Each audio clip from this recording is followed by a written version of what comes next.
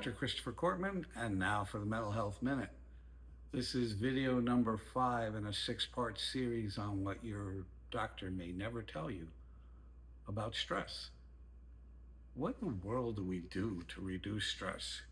You know, I remember recently a patient of mine saying that his doctor told him that he should take some time off from work because that would help reduce his stress. And he said, my problems are financial. How in the world would taking off from work reduce my stress? And I think about that, all it does is increase my stress. Well, he had an excellent point, because any one thing for someone to do doesn't necessarily work for someone else. You know, somebody wants to do a warm bath, or somebody wants to listen to classical music, or somebody wants to go for a walk or whatever. It's great if that works for you. Shutting off the perception of threat doesn't happen in the same way in different people. But I'm going to give you 3 ways. There are 3 ways to change how you feel, right? When you come in to see a doctor, could be a primary care physician, mental health professional, whatever. There are 3 ways to change how you feel. The first way everybody knows about is biochemically. You can drink something, smoke something, snort something, shoot something, swallow something, you know, whatever pill you want to take. Do these things work? Yeah, of course they work. Sometimes they work very temporarily, like crack cocaine or alcohol.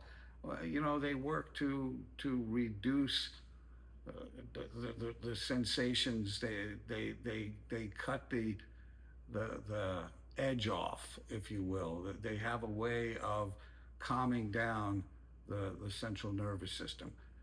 So they work, but they work temporarily, and some of them can be very addictive, and you know the process by now. You use whatever substance it is, it works in the moment, and then there's a rebound effect, and then you have to use it again, and many times you have to use more of it, and you as your body becomes tolerant to it. So the first way, yeah, it's biochemically.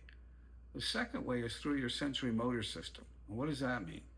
It means you can run, you can jump, you can scream, you could cry, you could express your feelings, you could do meditation, you could do deep breathing, you could go for a walk, you can swim, you can do anything that physiologically works to change how you feel. And again, is this effective? Of course it can be very effective. We have all kinds of research on exercise, and some of it even says it's the best way to reduce your stress level right now. So when people learn that they can do daily exercise with something they can handle, it definitely helps to reduce the stress level. But the third way is the most permanent way of all, and that's cognitively. And what does that mean? That means you have to change the way you think. If stress is all predicated upon the perception of threat, we have to do something cognitively to change that perception. You know what I recommend? Learning the gist of the Serenity Prayer, which basically says life has 2 columns: stuff I can control and stuff that I can't and have to accept. Any 12-step program will make you memorize this and help you understand. If you can't fix, change, or control something, you've got to be very good at learning to let it go. Letting it go can be tantamount to giving it to God. It can be giving it to the universe. It could say, I can't fix, change, or control this, so I have to release it.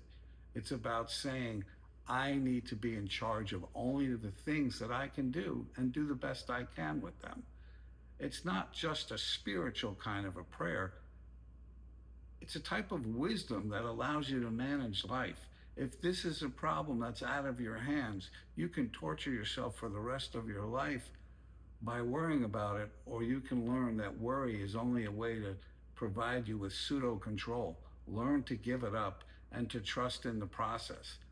And that is a better way to handle stress than to keep on ruminating on it and running it over and over again in your mind.